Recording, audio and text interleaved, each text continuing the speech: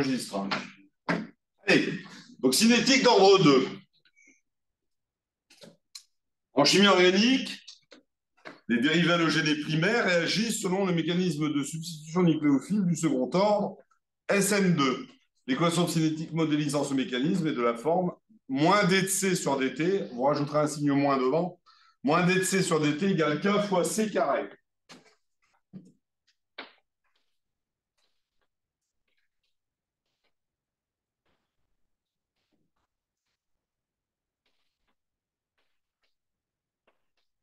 Bon, je ne vous ai pas expliqué dans le cadre du cours comment résolver cette équation, donc je vous donne la solution. On va vérifier simplement que ça marche. Donc vous avez C de T, c'est écrit sous la forme C0 sur 1 plus K C0T. Donc je vais dériver cette expression par rapport au temps.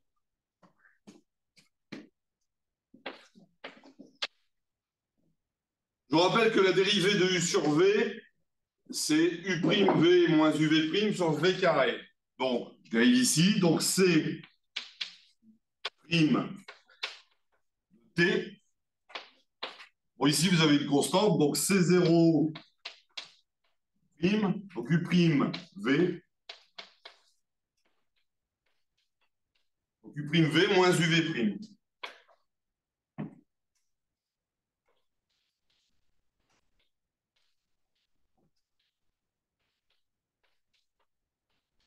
Tout sur V carré.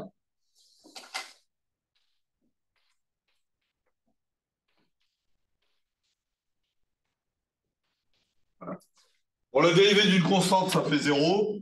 Donc, ça fait, le premier terme, ça fait 0, moins C0. La dérivée de 1 plus K C0T, bah, c'est comme si on avait A plus B fois T. La dérivée de A plus B fois T, c'est B. Le B, il est là. Donc, KC0,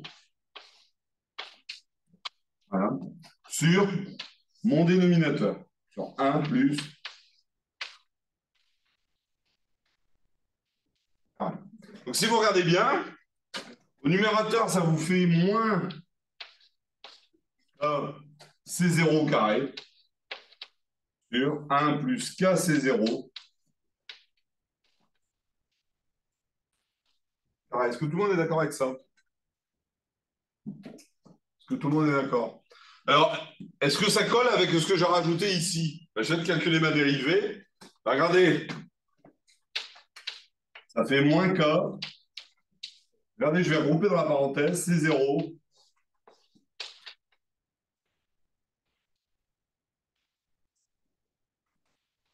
Ça, c'est au carré. Ben, regardez, ça fait bien moins K fois C carré. OK? Donc, je l'écris ici. C'est ma dérivée. Vous voyez bien avec ça.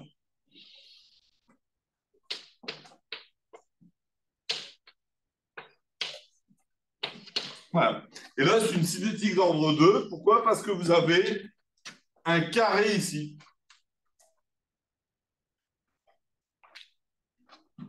OK? Ou pas? Deuxièmement, on vous demande d'effectuer une analyse dimensionnelle pour donner l'unité de K. Bon. On pose 2 minutes, le temps de bouger. Donc, analyse dimensionnelle, donner l'unité de K. Ah, C, fonction du temps, c'est bien sous la forme C0.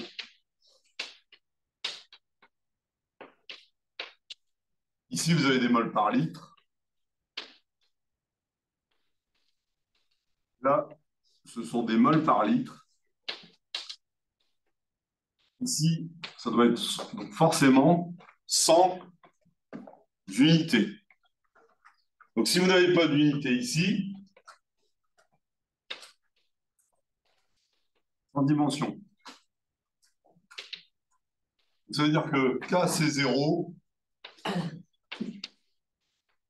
c'est sans unité, ça veut dire que l'unité de K fois des moles par litre fois des secondes, hein, parce qu'ici le temps est exprimé en secondes, c'est sans dimension.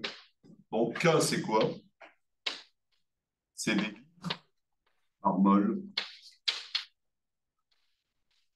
par seconde moins 1. Est-ce que vous êtes d'accord avec ça?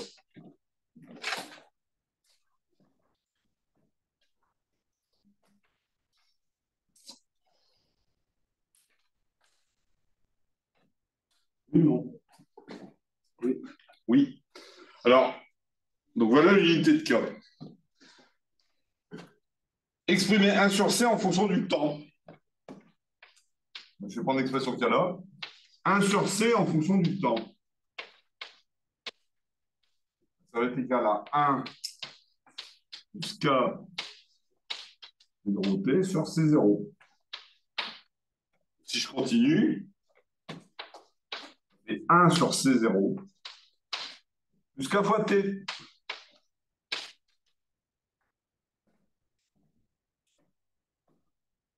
D'accord. Et donc, quatrièmement, maintenant, une fois que vous avez cette relation-là, vous mettez 1 sur C en ordonnée et que vous mettez le temps en abscisse, qu'est-ce que vous allez avoir? Vous allez avoir une droite, 1 sur C en ordonnée et le temps en abscisse. Vous allez avoir une droite qui va être croissante, comme ceci, dont l'ordonnée à l'origine sera 1 sur C0 ici, et dont la pente sera égale à K. Et là, c'est positif. Oui ou non? C'est clair pour tout le monde ce que je raconte?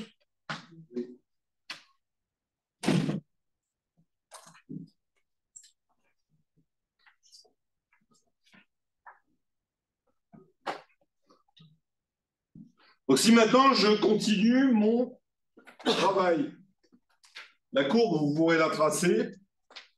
Hein, si on trace la courbe, vous allez obtenir une droite. Et donc, cinquièmement,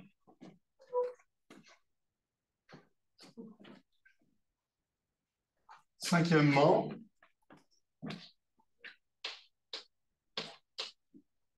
ici, donner l'équation de la courbe correspondante. Bah, vous allez avoir y égale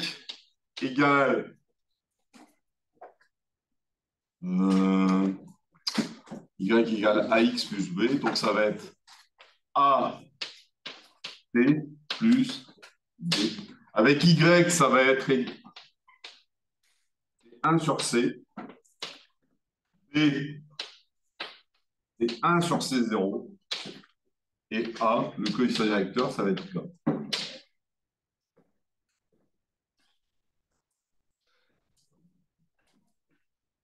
Et donc, je vous rappelle la formule du coefficient directeur, toujours, hein, 2 points. Je vais prendre YB moins YK sur le temps à l'instant B moins le temps au moment A.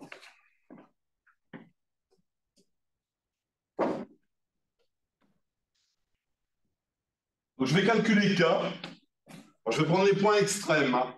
Donc, je vais prendre le point B, par exemple, ici. Donc, les coordonnées du point B, ça va être quoi?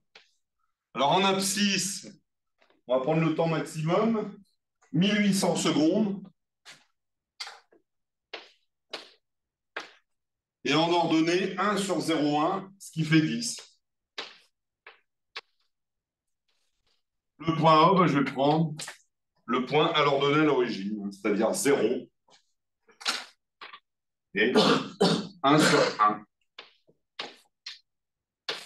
Voilà. Donc, K va être égal à quoi?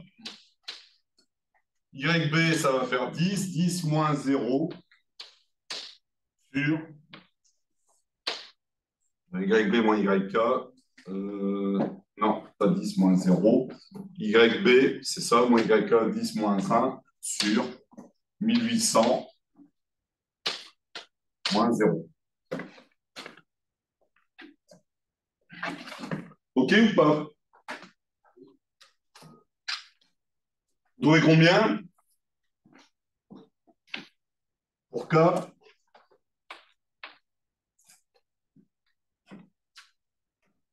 Donc 10 moins 1, ça fait 9.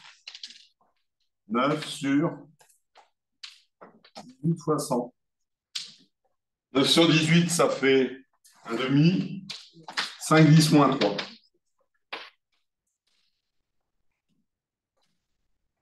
Divisé par 18, ça fait, ouais. Donc ça fait 90, divisé par 1000, 5, 10 moins 3. Unité, litre, mol moins 1, seconde moins 1.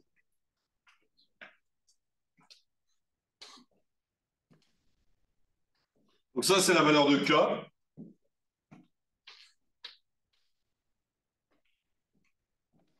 Exprimer le temps de demi-réaction. On peut le trouver, le temps de demi-réaction, avec ça, hein, vu que vous avez l'expression. Donc si je reprends la même définition que tout à l'heure. C à T est égal à quoi? Bah, c'est 0 sur 2. Donc 1 demi de C0. Et ça va être égal à quoi? C0, facteur de 1 plus K fois T de 1 demi.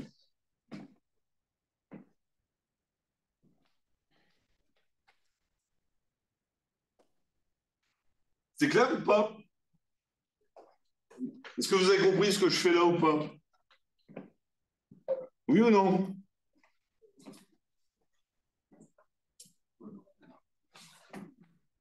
Alors regardez maintenant, qu'est-ce qu'on peut faire? On peut éliminer le C0. On peut l'éliminer comme ça, mais regardez, il reste toujours C0 ici, hein. On ne peut pas l'éliminer. Parce que là, si vous avez une somme, là, on peut. Donc, qu'est-ce que ça vous donne? Bah, maintenant, pour résoudre, bah, je vais faire un produit en croix. Donc, vous allez avoir un facteur de ça fois ça, ça fois ça. Donc, un facteur de 1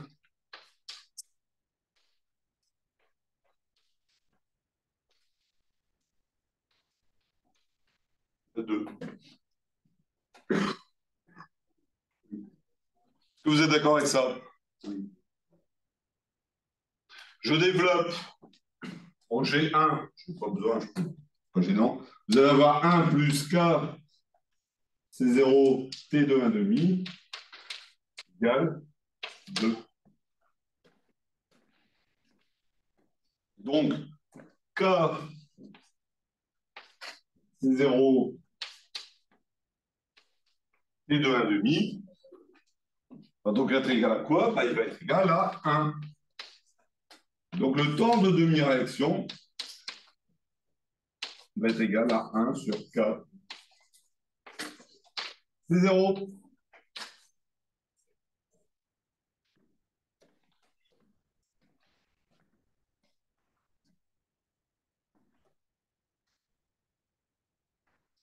Donc, si je veux faire l'application numérique, bah, c'est pas tellement compliqué. C'est 0, vous l'avez, c'est 1. Donc, votre temps de demi-réaction, regardez, vous les allez, si vous faites le calcul, vous allez l'avoir pour 200 secondes. K, c'est 5, 10 moins 3. 1 sur 5, 10 moins 3 fois 1, ça fait 200 secondes. Attention, le 1, c'est des moles par litre. Donc, comme vous allez multiplier des litres par mol par des moles par litre, ce terme-là va disparaître. Vous allez avoir 1 sur 5, 10 moins 3 secondes moins 1. Vous allez trouver 200 secondes. Et si vous regardez le tableau, vous le voyez parfaitement. Au bout de 200 secondes, votre concentration a bien été divisée par 2.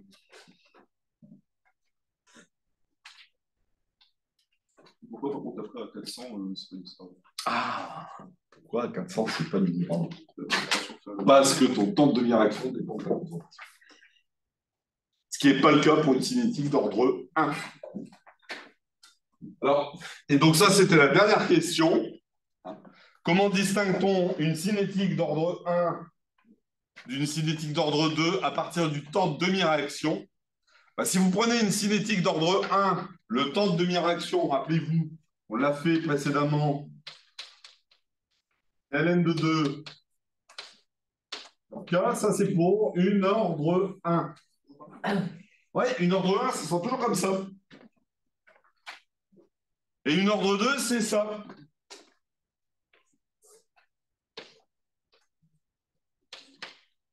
Et donc, vous voyez que le temps de demi-réaction dépend de la concentration pour une cinétique d'ordre 2. Et c'est comme ça qu'on arrive à les distinguer. Alors, les SN2 sont des substitutions nucléophiles d'ordre 2. Est-ce que vous connaissez des réactions de chimie organique qui sont d'ordre 2? Pardon?